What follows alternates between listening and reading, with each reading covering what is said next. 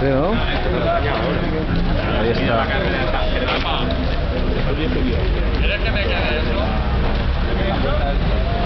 Allá está lo de las inscripciones, ¿no? La carrera de San Jerónimo por Ostras.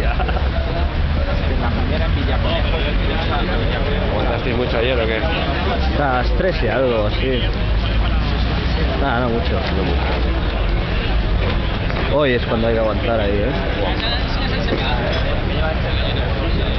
¿Has visto manillar ese? ¿Cuál? Hòstia, està xulo, eh? De veritat, primavera todo, eh? Con la doblada. José Eduardo.